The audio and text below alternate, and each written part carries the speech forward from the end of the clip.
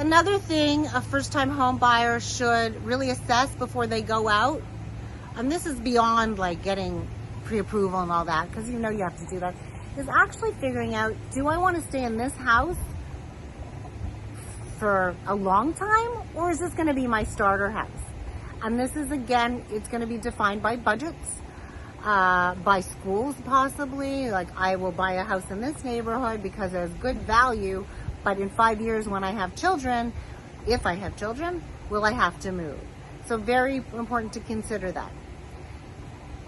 The fourth thing you should be mindful of, and a lot of first-time homeowners are very ignorant of this, ignorant in a good way, not the bad way, is, you know, when you're going out with your realtor, please make sure their experience, because this is the biggest purchase you're ever going to do, and make sure they recommend a good inspector, a good lender, a good, you know, handy person, all the stuff that you need to be able to close effectively on a house. Find out initially, before you even go out to see the home, how old the roof is, because that's going to be very important when you're trying to get a loan. And it's worse to fall in love with the brick and mortar and then find out that your lender is not willing to lend on it unless you get a new roof. Fourth, other tips that I can recommend. So buying a house is a living organism. I always tell my clients that. It's a living organism in that you may inspect it a month before you close, and then you go through your final walkthrough and things have changed. Maybe there's a new leak. Maybe there's a new, let's just go with the new leak. Well, things do happen. Houses require constant maintenance. So what to do if that is actually the case is usually what we do is we ask the seller to fix it because it's on their watch. And we hold back if they are not able to fix it, because we usually do the walkthrough on the last day.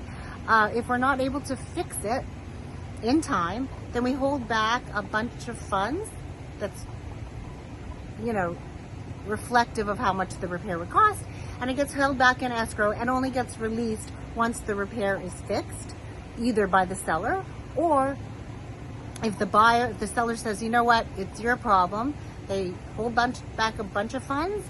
The buyer will fix the problem, remit the invoices to the title company, and the title company will then release the balance of funds to the seller and the buyer. So that way the buyer has been credited by the seller, although the buyer has done the work. Whew, I hope that was clear. What else can I warn? You know what, when you're first moving into the house, as a new home buyer, first time, make sure they give you the gardener's name, the pool guy's name if you need one, a handyman, cleaning people, all of that fun stuff, because it's just easier to transition. And if you don't like them after a few months, that's the time to make changes. But I think that's the best way to smooth everything over. I hope these helped. These pieces of advice helped.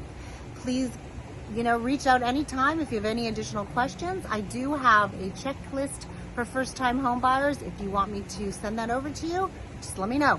Thank you, Donnazalter at Compass, donna.zalter@compass.com, 954-483-4212. Thank you.